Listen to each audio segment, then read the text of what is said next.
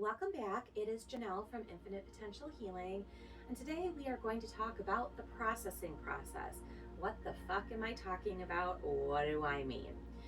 So, last week I talked to you guys about in a Mercury retrograde moment when I was cleaning out some photos. I found 3 separate photos that I had an absolutely visceral reaction to. And in the moment of having that visceral reaction, I realized that I still had some feelings that I needed to process. I still had some emotional work that I had to do because I felt gut punched by 2 of the photos that I found.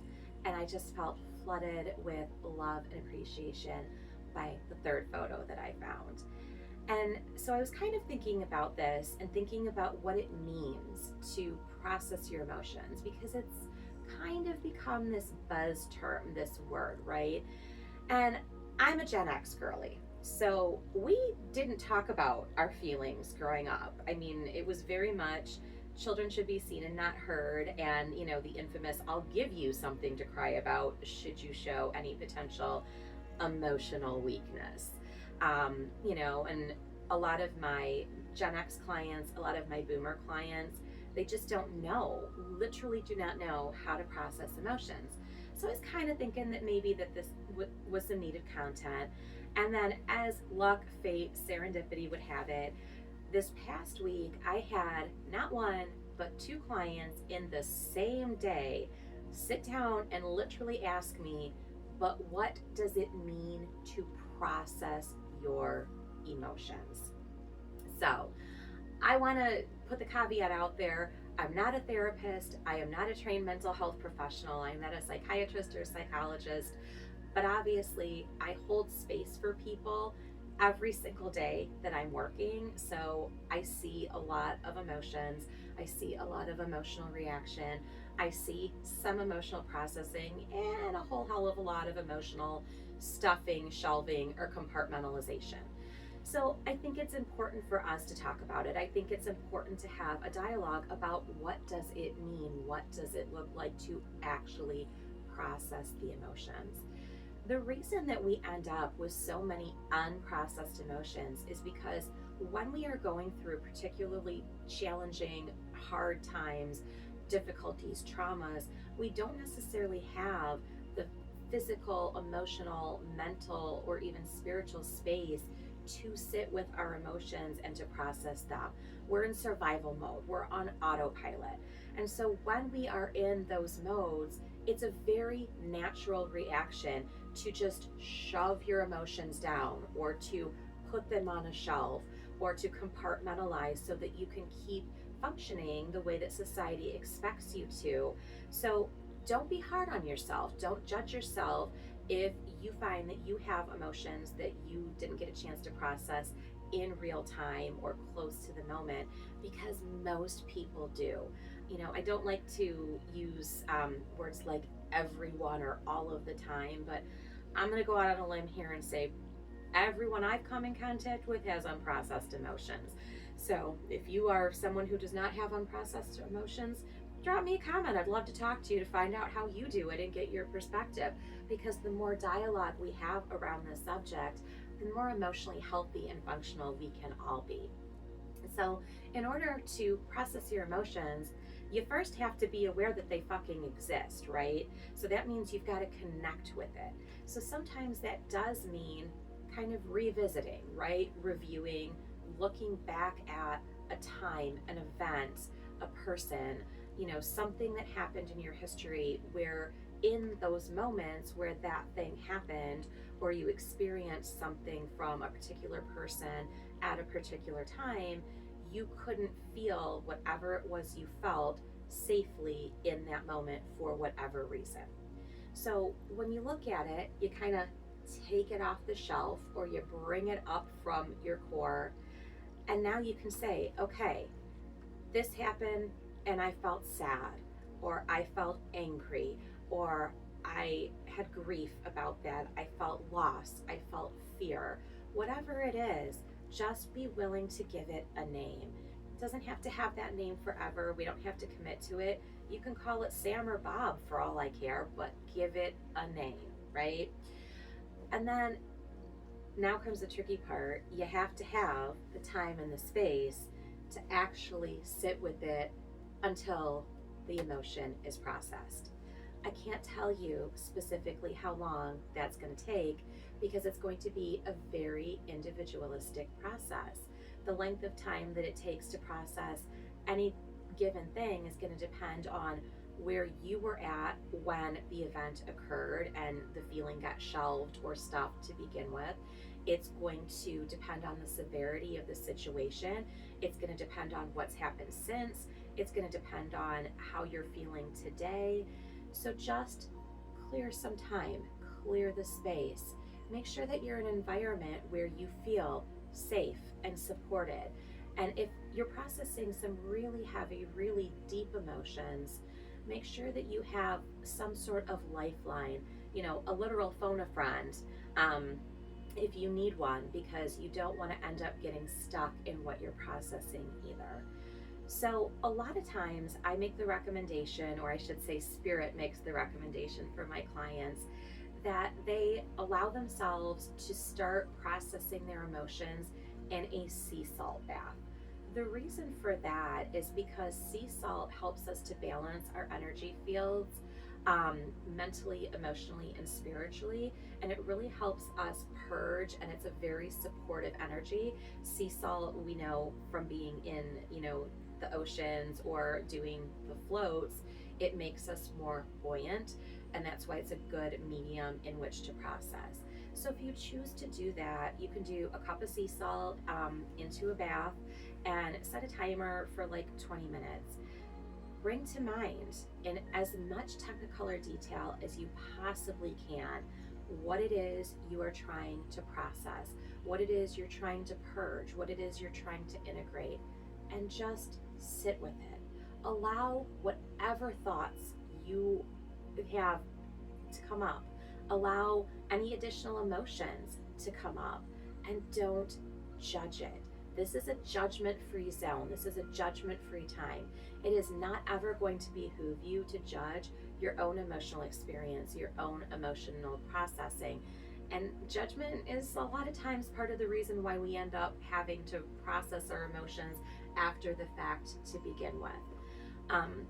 If you have more active emotions that you need to process, like anger or even rage, a really good way to process those emotions is through an action, because anger, rage, those fiery types of emotions, even unexpressed passion, good or bad, it's a very active energy, even emotionally speaking.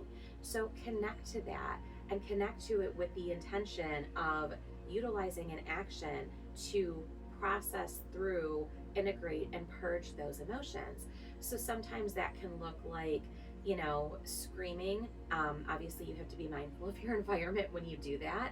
I'm a big fan of just, screaming and letting loose with my car windows rolled up, because sometimes you got to do what you got to do. Demons out. You don't want to carry the heavy emotion. And also, I think it kind of eliminates road rage because you tire yourself out if you scream before you drive. So just a thought. You can do some physical activity. Some people like to run. God bless all of you out there who like to run. I'm never going to understand it, but I hear that it's a great way to process emotion.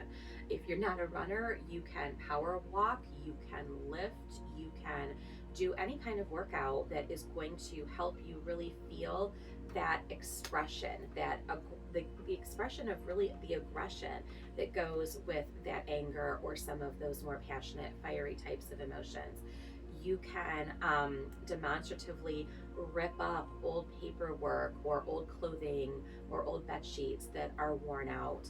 You can break things. Where I live, there is a rage room relatively close by, which is beautiful. They give you a bin of things to break and a bat and a crowbar, and you just get to go in there and wail on those things and unleash.